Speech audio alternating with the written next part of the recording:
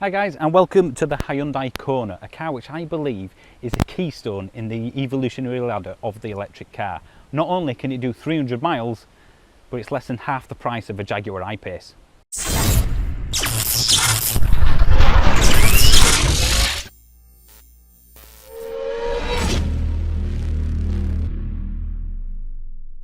Now on camera this probably looks like a big SUV, but ultimately it's not. It's actually quite a short car. It's actually end-to-end shorter than a Nissan Leaf. So even though it's got the SUV looks, it's not actually an SUV in size terms. And I should point out that that is a blue wrap on the car. This is actually a fully white car. It's going to be liveried up for Hyundai later on.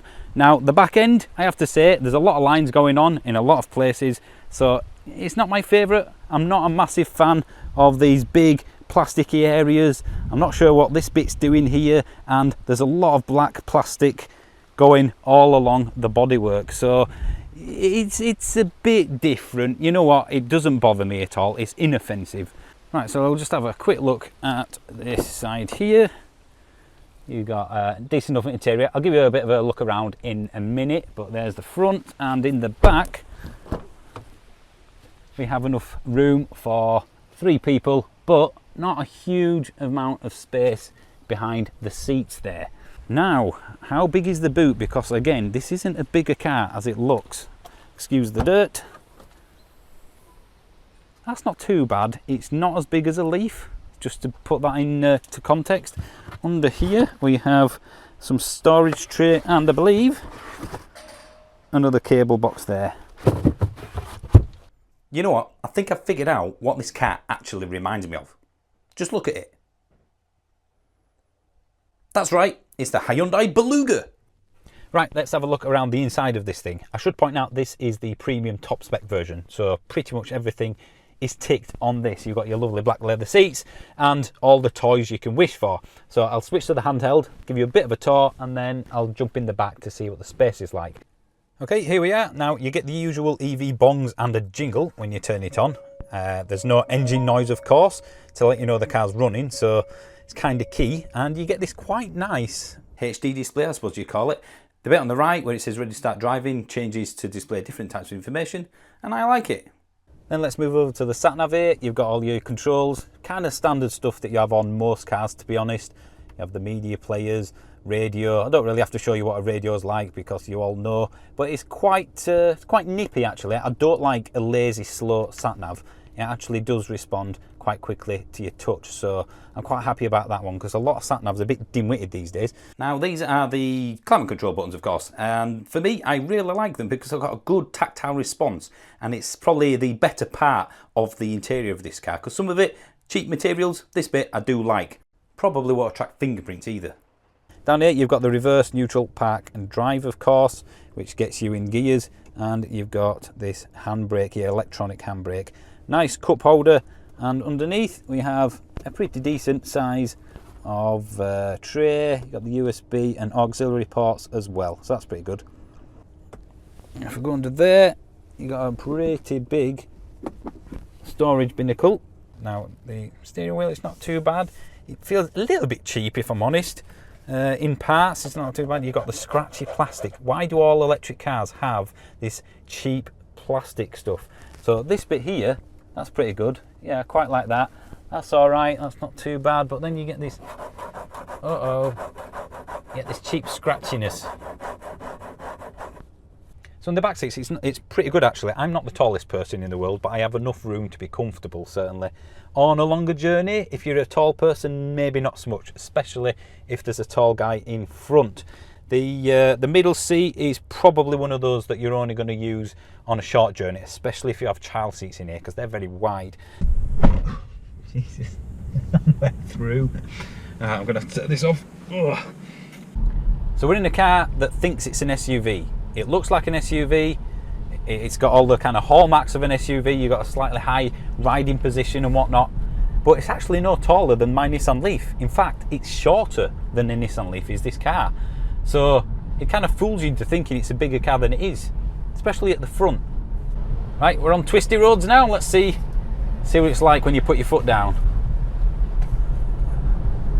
There's a bit of lean there. Brakes are a bit on or off, I have to admit. Traction control is just scrabbling away. It can't get the traction down, no matter what I'm doing. So you put your foot down at 35 mile an hour, and the wheels just spin. Yes, it is wet, of course. That's going to have a big effect on traction, but even before it started raining, it was doing this. It's got too much torque for its own good. This car needs to be four-wheel drive. Now, obviously, we have a lot of wind and rain to contend with, which is why I'm speaking up a bit, but it is quiet in here for cars. It's a bit louder than the Leaf, I would say, and the Zoe, but ultimately, it's a very soothing atmosphere. Right, roundabout, roundabout, roundabout. Oh, spinning. Let's see what we've got.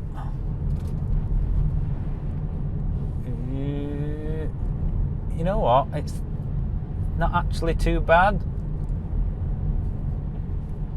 I kept on thinking it's going to lose traction any minute, and it is wet. That's not too bad. It doesn't fulfill you with a lot of confidence, if I'm honest. It makes me feel like it's going to spin out, but it didn't. Now, of course, there's expectations. This is not a hot hatch. It's a small, compact SUV family car. It's not designed to go nuts around the twisty roads of Yorkshire or anything like that. But it's enough. It's fine. It's okay. It's not exceptional at handling. It's not bad at handling.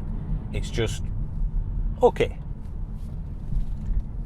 I do think it does have too much power for its own good, though, in this particular form anyway, because you just spin the wheels anytime you put your foot down. It's actually starting to dry out a bit now, and yep, there we go again. And twisty road, a little bit of understeer. Oh, there we go. That's not too bad. Nope, we're spinning. Even in eco mode, this car is a hooligan. I quite like it. I suspect that the lesser power version is probably more drivable when you're going on a fun sort of run, because you can probably put all the power down without it just spinning out all the time. Comfort mode. Let's try comfort mode for a bit. It's comfortable. The brakes are a bit on or off. So for example, on this bit, nothing. My face is coming off. It's definitely not exactly progressive, is the brake pedal. Why has it spun up then? I was just setting off in eco mode. I've not even gone above 20 miles per hour. Oh, there's going to be no tread on these tyres left, just because It's a nice place to be, I've decided. I've driven this long enough now to like where I am. I don't feel like I'm in something cheap. I don't feel like I'm in something that's got like a few annoyances. I'm comfortable. Visibility is excellent. I like the car, I really do. See if I can set off without spinning the wheels.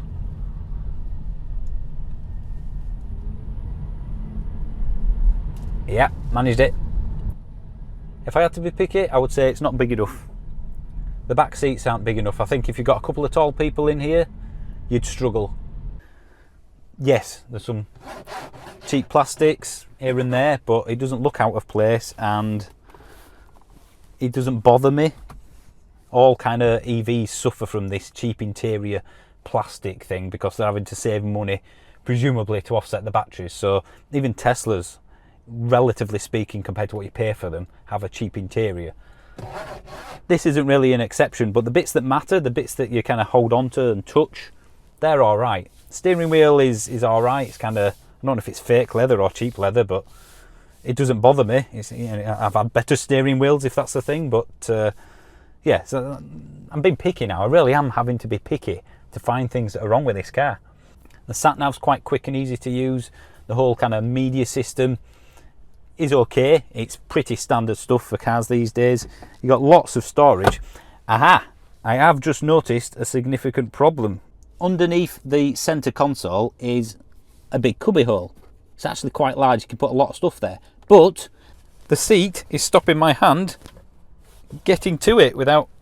I have to reach right at the front, which means it's kind of a pointless one. I am not the tallest person in the world, but I imagine a lot of people will experience that issue where you can't get to Gobi hole. So there you go. That's a reason not to buy one. You do have a lot of buttons in here. I mean, you've got 2, 4, 6, 8, 10.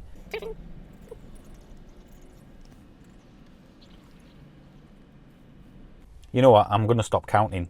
You've got over 60 buttons at your disposal in this car. That's a bit much. Now, before I go any further, you cannot buy the Hyundai Kona from a dealership at the moment. You can buy it, or in fact, you have to buy it online from Hyundai's website.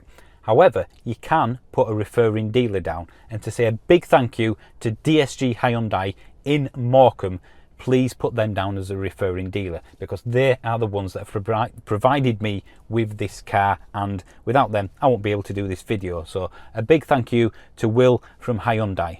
Now, I've recently found out that the word Kona in Norway means the wife or wife. So Will, thanks for lending me your wife for me to ride around on.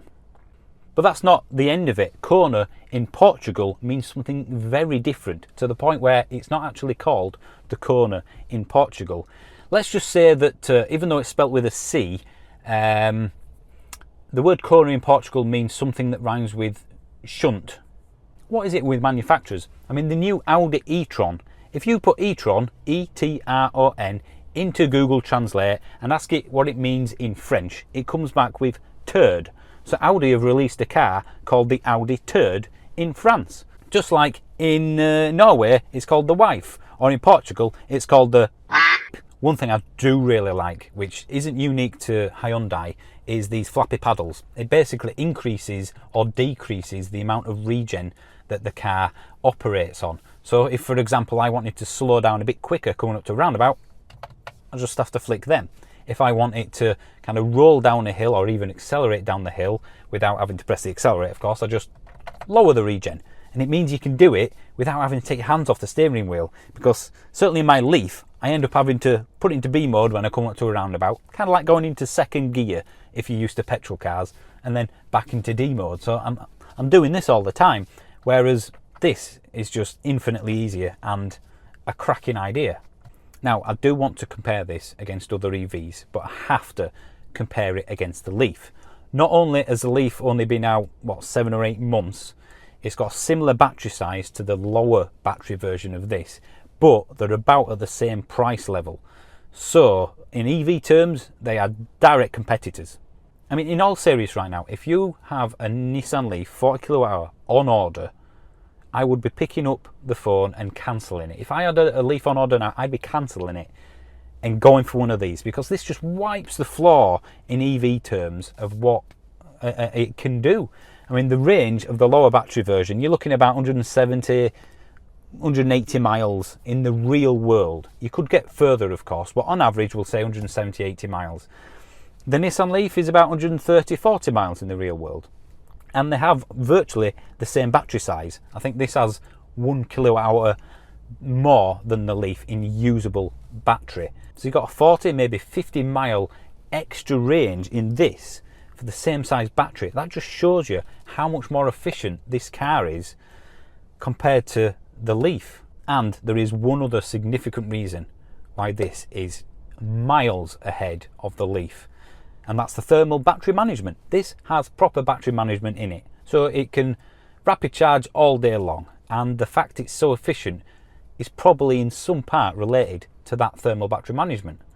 I can honestly say that I think this is an evolutionary step in the EV ladder. Not only can it do, in the bigger battery version, 300 miles in the real world with not that much effort, but it's just over 30 grand. Now, don't get me wrong, that's expensive for a car, but it's less than half the price of the cheapest Tesla Model S, and it has the range of a high-end Tesla Model S. The amount of people that aren't interested in an EV and say, well, you know, when it can do 300 miles, come and talk to me. Then I'm not interested until they can do 300 miles. This can. Now, there is a significant issue if you are going for a Kona. I have just asked today, so we're nearly into November 2018, if I ordered any Kona right now, it's looking like you won't get it until June. So the waiting times, the waiting list is huge. I reckon if you don't order one soon, you'll be looking at 9 to 12 months. The only thing stopping me, seriously now, on replacing my Leaf with this, is the fact I have a first day reservation for a Tesla Model 3. If that didn't exist, I would be seriously looking into this. I would be taking it back home to my wife and saying, what do you think? If you like it, shall we go for one? I would say it sits somewhere between the Zoe and the Leaf in size terms, just to give you an idea. So this is an SUV that weighs a lot, has a lot of power, a ton of torque, but it can't tow. I've been driving around Morecambe all day in this thing, accelerating hard, seeing what it can do. Far from eco driving. In fact, about as far as you can get from eco driving. Yet I am averaging 4 miles per kilowatt hour.